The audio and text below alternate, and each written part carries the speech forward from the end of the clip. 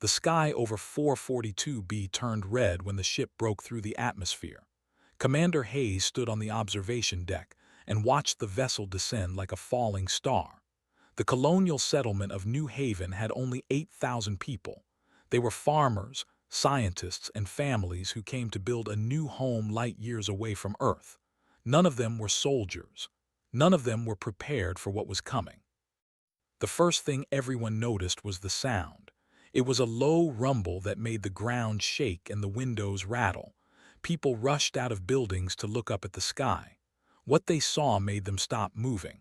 What they saw made them stop breathing. The ship lowered something to the ground. It was massive. It was alive. It was nearly 20 meters tall. Its body was covered in crystalline armor that gleamed like broken glass reflecting fire. The armor was not just for protection. Weapon systems were built into its body. Plasma cannons extended from its shoulders. Blade-like structures grew from its arms. Its legs were thick pillars that could crush buildings with a single step. The creature had multiple eyes arranged across its head, each one glowing with a cold blue light. When it opened its mouth, everyone could see rows of serrated teeth the size of human hands. The ship released thee and then rose back into the sky. A message came through the colony's communication system. The voice was calm and precise. It was the commander speaking. The human settlement of New Haven is now claimed by the Empire. You have 72 hours to surrender all resources and submit to our authority. If you resist, this will destroy everything. Your weapons cannot harm it. Your soldiers cannot stop it. Surrender is your only choice. The message ended. It turned its head toward the colony. It started to walk. Each step was slow and deliberate, but it covered ground quickly because of its size. Behind it, the ground burned. Energy weapons discharged from its body, destroying everything in its path. Commander Hayes made the call to evacuate. Everyone who could move went to the underground bunkers. Families held their children. Scientists grabbed important documents and data. Soldiers took defensive positions, but they knew the truth. Their weapons were useless against something like this. Dr. Moore sat in the command center and watched the readings on her screens. That was moving through the northern section of the colony. It was destroying the power station, the water processing facility, the grain storage buildings. Everything the colony needed to survive was being systematically destroyed. The creature moved with purpose. It was not attacking randomly. It was cutting them off from their resources. "How long until it reaches the main settlement?" asked Commander Hayes. 2 hours, said Dr. Moore. Maybe less. It is moving faster now. Outside, the sun began to set. The glowing eyes became brighter in the darkness. More weapons discharged. Fires spread across the colony. The sky turned orange from the burning buildings. Children cried in the bunkers. Adults tried to comfort them, but there was no comfort to give. They all knew what was happening. They were watching their new home being destroyed. A young soldier named Robert came to Commander Hayes with a report. His face was pale. His hands were shaking. "Sir, we have only enough supplies to last 3 weeks if we strictly ration everything. That has destroyed most of our backup power sources. Our communication systems are going down one by one. They are not responding to any of our messages." Commander Hayes nodded. He did not speak.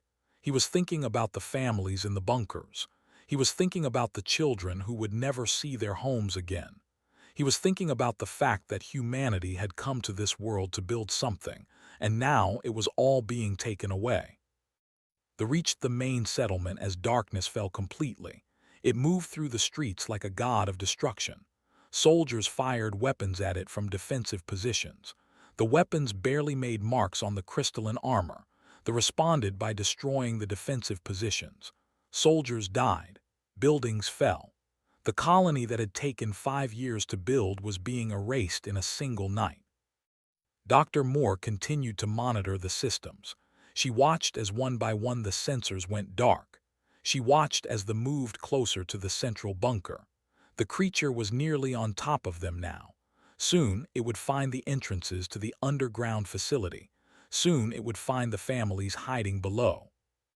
Commander Hayes made a decision. He would lead a team out to attempt one final negotiation. It was probably going to end with his death, but it was better than sitting in the bunker watching his people being slaughtered. He gathered his best officers and they prepared their weapons. None of them believed the weapons would help, but they carried them anyway. As they opened the bunker door to go outside, something unexpected happened. The alarms stopped. The shaking stopped. The sounds of destruction stopped. There was only silence. Commander Hayes looked at Dr. Moore with confusion. She was staring at her screens with her mouth open. She turned to look at him. "Something is happening," she said. "The has stopped moving. It is just standing there. It is completely still." No one understood what was happening. No one knew that outside, in the darkness, a small boy had just spoken a single word that would change everything. The word was simple. The word was quiet. The word was sit. 8-year-old Turner had not followed the evacuation orders properly. When the alarm sounded, his mother grabbed his hand and ran toward the nearest bunker entrance, but was small and quick. He slipped away from her grasp when she stopped to help an elderly neighbor who had fallen. He ran the opposite direction, confused and scared, running toward what he thought was safety. Instead, he ran toward did not understand what was happening in the colony. He understood that something bad was coming. He understood that everyone was afraid. He understood that his mother was scared. But he did not fully understand the danger. He was 8 years old. His mind did not work the way adult minds worked.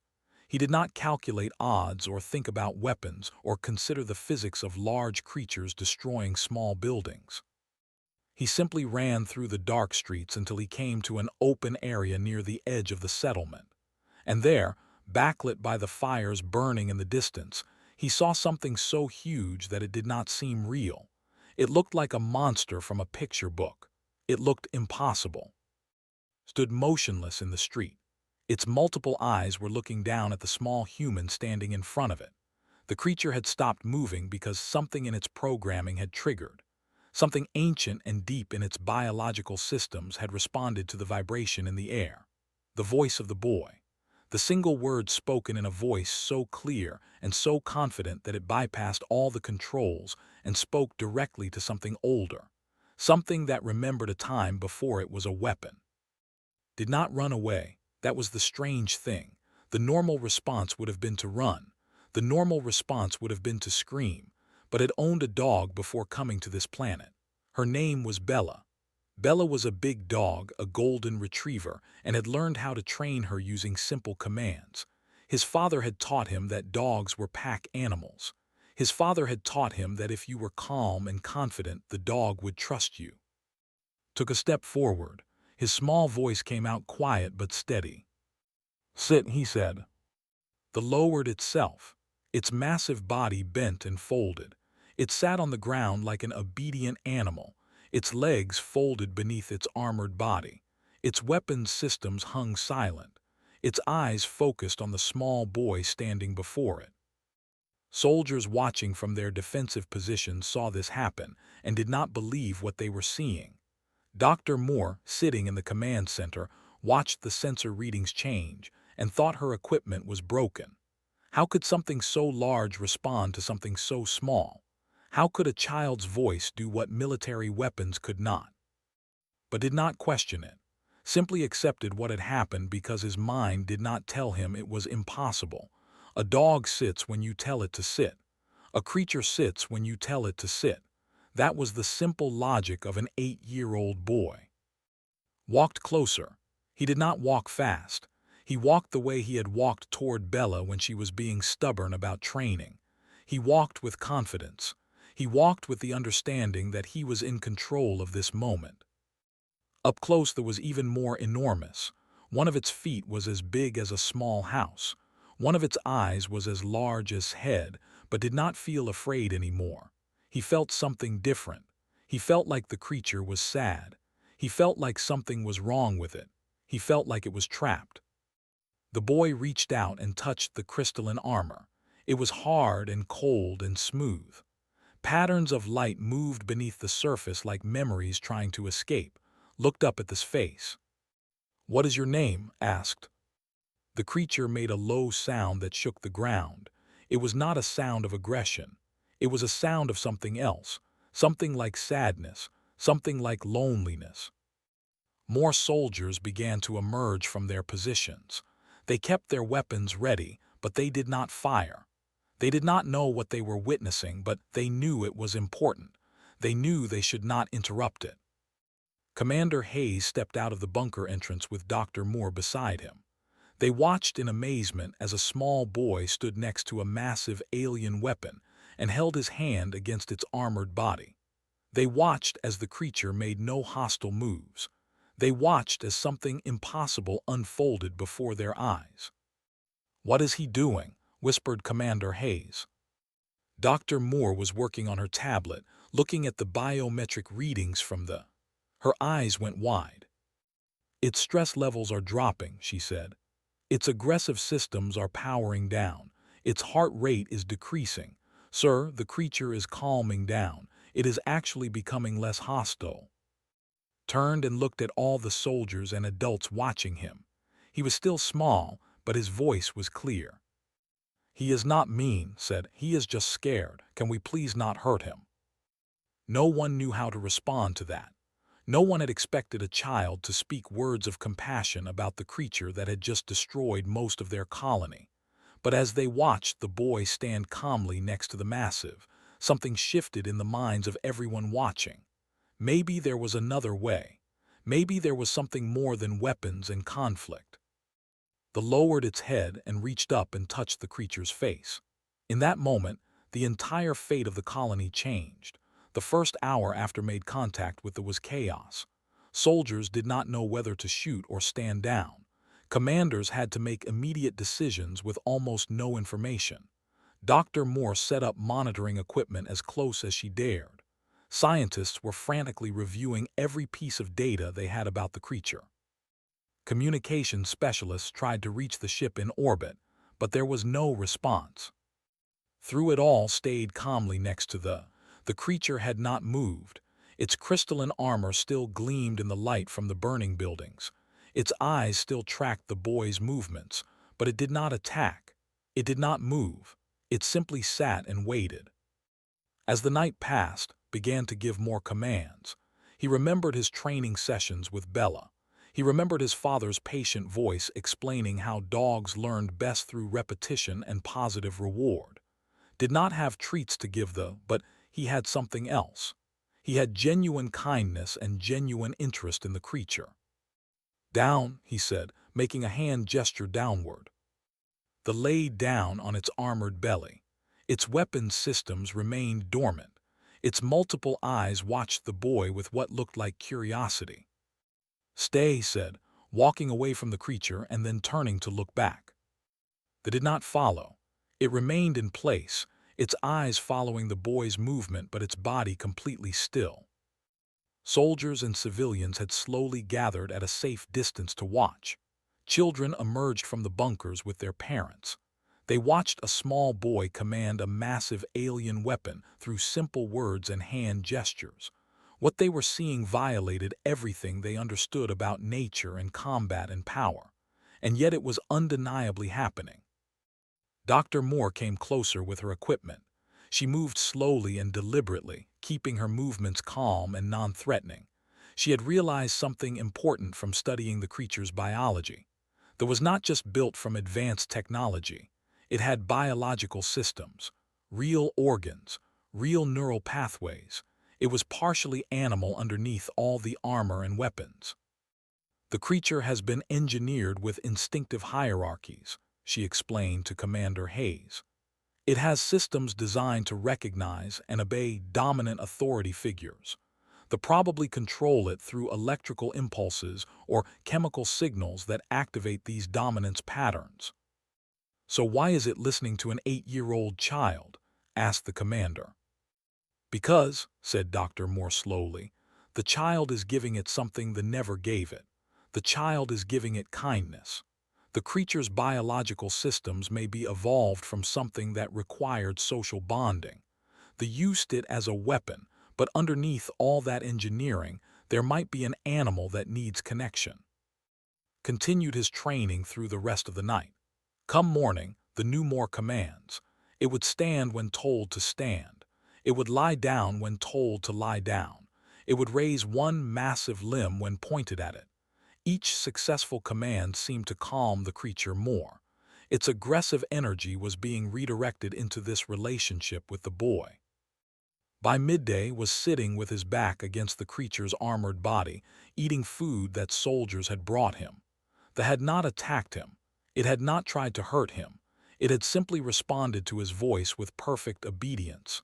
More than that, it seemed to want to obey him. It seemed to want to please him. News of this development spread quickly through the colony. People who had been certain they were going to die began to hope again. Scientists began to study the creature's responses more carefully. Every interaction, every command successfully followed, every calm moment they allowed near its body, all of it provided data that Dr. Moore and her team could analyze. I believe the creature's aggressive behavior was not inherent, Dr. Moore told Commander Hayes after reviewing her data. It was programmed to attack. It was conditioned to destroy. But those programs run on top of much older biological systems.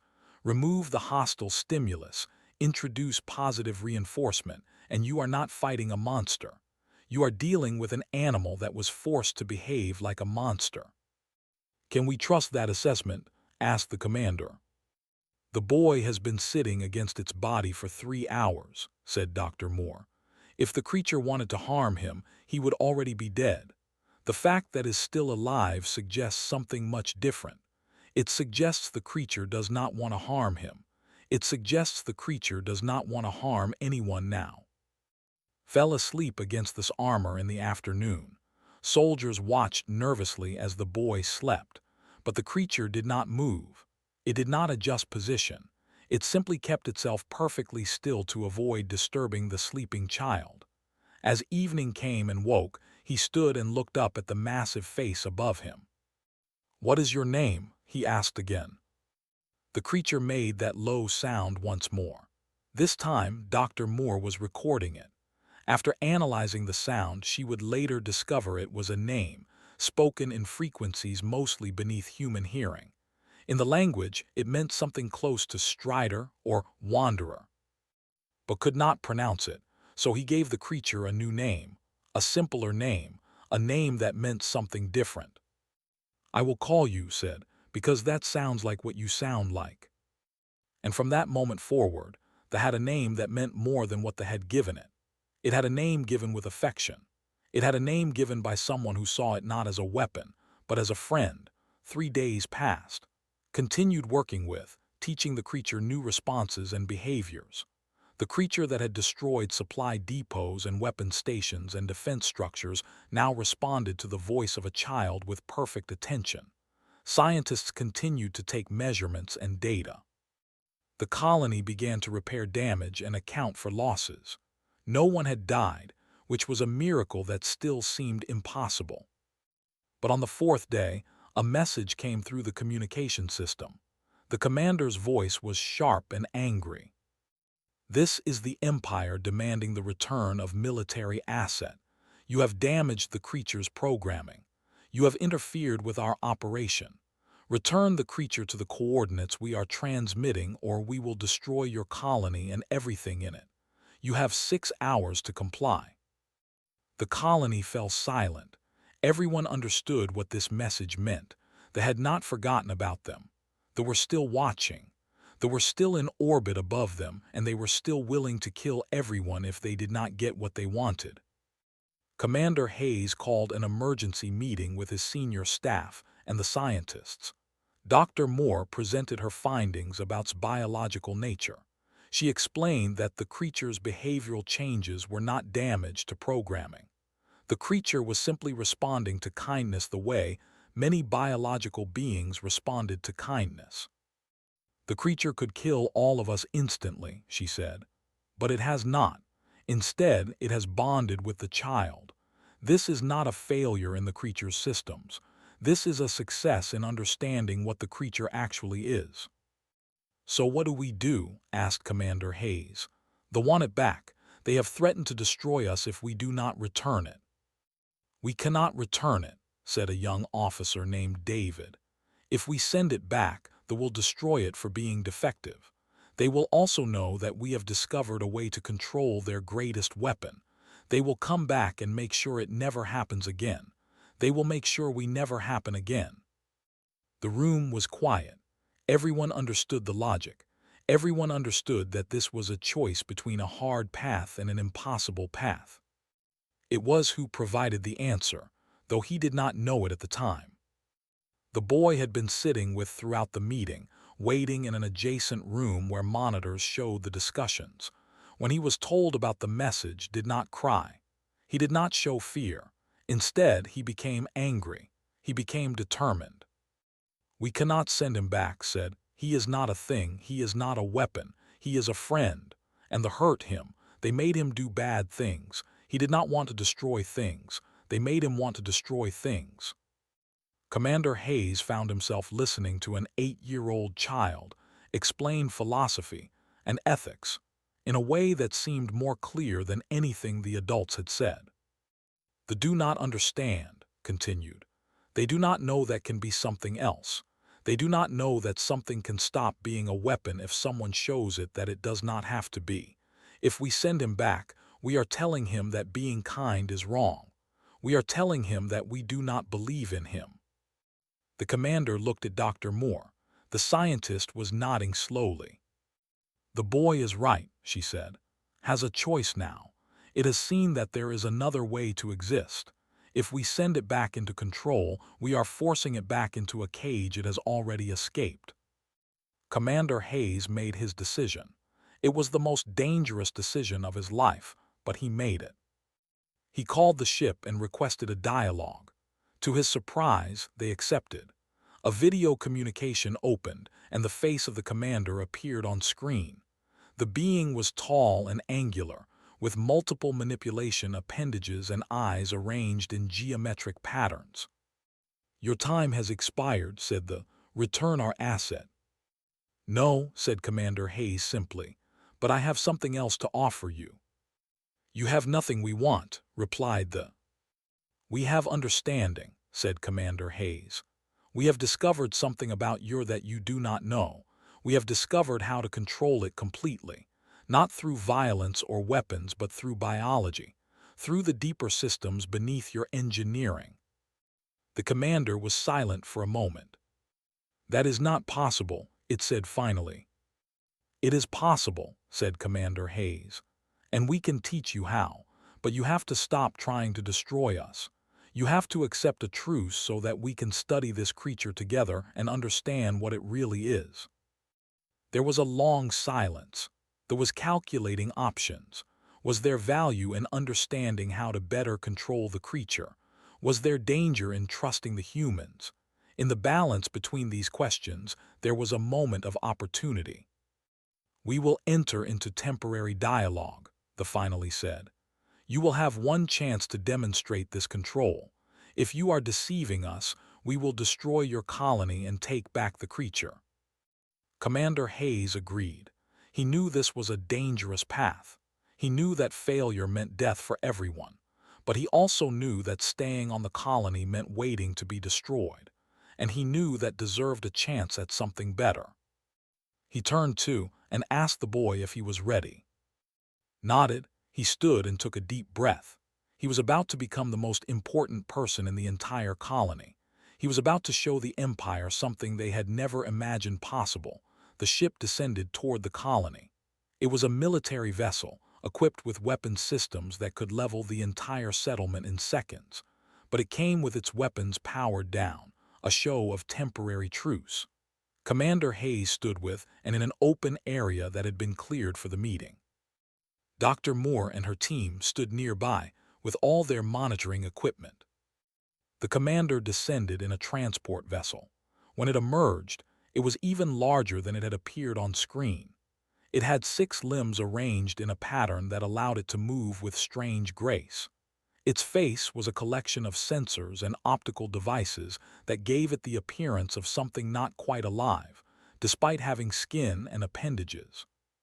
Two soldiers accompanied the commander. They carried weapons that hummed with barely contained energy. They looked at with what might have been concern or might have been hunger. It was difficult to read emotion on an alien face. The commander approached slowly. Its voice, when it spoke, came through a translation device worn on its body. "We are here to witness this control you claim to have discovered," it said. "Demonstrate, or we take the creature and destroy your colony." Stepped forward. He was small compared to everyone else present, even smaller compared to and the commander, but he showed no fear.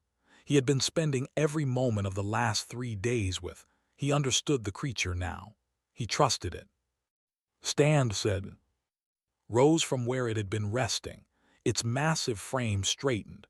Its weapons systems remained dormant.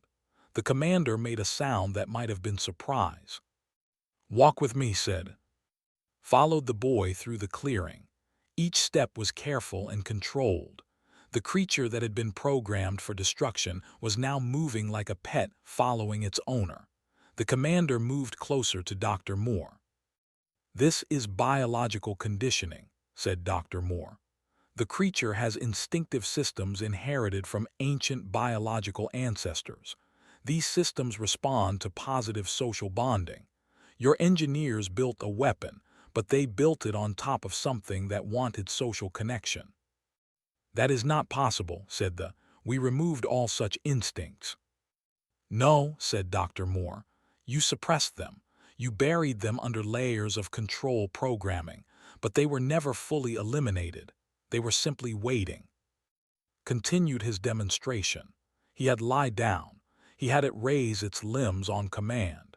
He had it perform a series of movements that showed complete obedience to his voice. Then he did something that made everyone watching gasp. He climbed onto his armored back. He sat on the creature's shoulder and was lifted high into the air, stood perfectly still while a human child sat on its body, completely trusting and completely comfortable. "The creature could kill you with a thought," said the commander. "Yes," said from his perch on shoulder. "But it will not, because it knows I am not trying to hurt it, because it knows I see it as more than a weapon." There was silent for a very long time. Could not read its expression, but he could sense that something had changed. The commander was thinking. It was calculating in a way that suggested it was reconsidering everything it believed about its own creation. "What do you want?" the finally asked Commander Hayes. "We want to live," said Hayes. "We want to study this creature and understand it better. We want to offer you the knowledge we gain. In exchange, we ask that you do not destroy us. We ask that you allow to remain here. We ask that you consider that there might be other creatures like this, and that understanding them might be more valuable than destroying them." The commander turned to look at again. The creature was still holding on its shoulder. The boy had reached up and was touching the crystalline armor near the creature's face. "You believe this creature is happier with you than it would be with us," said the. "I know it is," said. The commander made a sound that might have been laughter. It was a harsh, chittering sound that seemed to come from deep in its body. "Very well," the said. "We will enter into a research partnership. We will establish a joint facility where human and scientists work together to understand the biology of this creature. In exchange, we will receive all findings, and we will not destroy your colony, for now." The last 2 words hung in the air with implicit threat, but it was a threat they could live with. They would have time. They would have opportunity. The commander returned to its ship. The vessel rose back into orbit. The weapons stayed powered down. A new chapter had begun, not through military victory or diplomatic excellence, but through a single moment of compassion from a child. In the months that followed, became a bridge between 2 civilizations. Scientists from both species worked together in a newly constructed facility to understand the creature's biology. What they discovered changed everything. They learned that some of their greatest weapons were not weapons at all, but beings capable of connection and choice. They began to reconsider how they approached biological engineering. They began to think about creating beings that could choose cooperation, rather than beings that were forced into conflict. Grew up with as his companion, the boy who had once been lost in the chaos became the most important person in the colony, not because of his strength or his intelligence, but because he had the courage to see another being's nature more clearly than anyone else. Lived for many years, longer than anyone expected. When the creature finally passed, was grown. He held his hand against this crystalline armor one last time and whispered words of gratitude to the creature that had taught his people that strength was not the only path to victory, and that compassion could be more powerful than any weapon. The colony of New Haven became a place where humans and worked together. It became a center of learning and understanding, and it all began because a small boy remembered his dog's training and spoke a single word that changed everything. He spoke the word sit, and in doing so, he showed an empire that there was another way to exist. There was another way to be. There was another way to live.